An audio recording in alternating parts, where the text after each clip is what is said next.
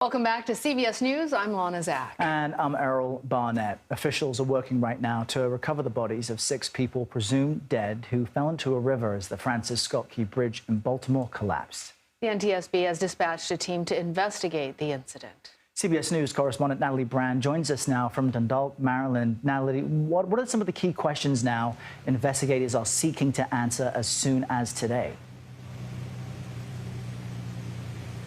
Hi, Errol, Lana. Well, they're really going to be trying to hone into the timeline of exactly what went wrong. We know the NTSB has obtained the data recorder that was on board the vessel, so they will be analyzing that. And also we learned from the chair that they hope to begin interviewing personnel who were on board that ship and also folks who were involved in the aftermath, the fire and rescue personnel, and perhaps those on or near the bridge.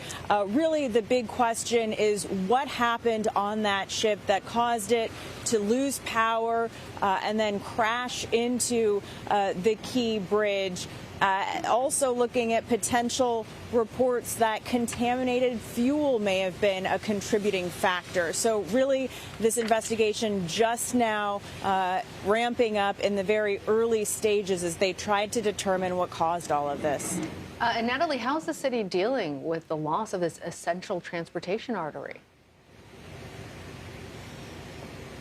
Well, first of all, Lana, this is a community in mourning, of course, as the recovery efforts continue here for the 6 construction workers who were on that bridge when this collapse happened. But then losing this iconic bridge itself, Maryland officials estimate around 35,000 cars used that bridge. So they are now having to be diverted to alternate routes nearby tunnels.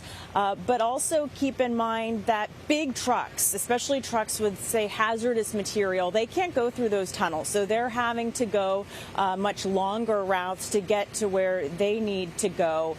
And then you think about the ship traffic, the vessels that are no longer able to get into this port because it is just simply shut down. The channel still has to be cleared.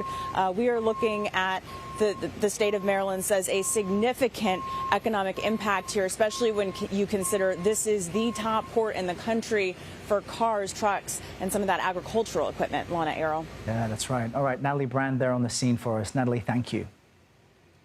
We're going to bring in now Khalid Mosalam. He is a professor of civil and environmental engineering at the University of California, Berkeley. Professor, thanks for being here. Talk to us about the steps that now need to be taken prior to the reconstruction of this essential bridge. Well, thank you for having me.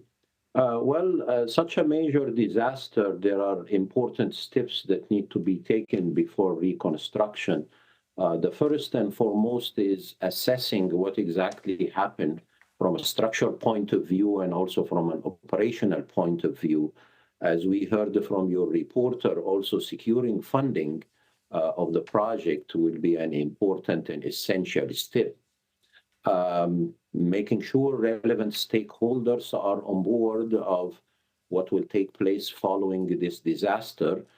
And as we also heard, developing an alternative transportation route to mitigate disruptions during the construction and prior to that, the demolition period will be very essential.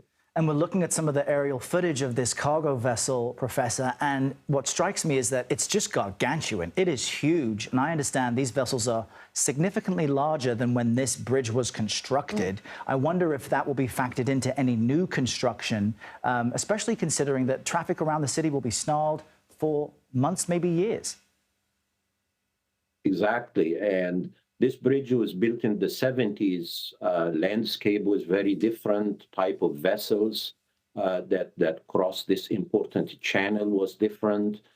So a new system to be reconstructed has to take that into consideration. And that will be part of the assessment that has to take place of what is the best system to be put in place, new mitigation measures that prevent such disaster from happening again. Rebuilding, a general rule, when you rebuild something, it has to be better than what it was. And you mentioned happen again, and that is one of the things that people all over the country right now are talking about. How concerned should people actually be about the structural integrity of their own bridges throughout the United States?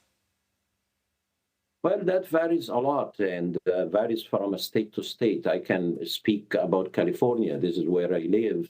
For example, in California, we pay a lot of attention to seismic loading because of the earthquakes. So in that case, bridges tend to be stronger, and retrofit systems have been in place since the 80s.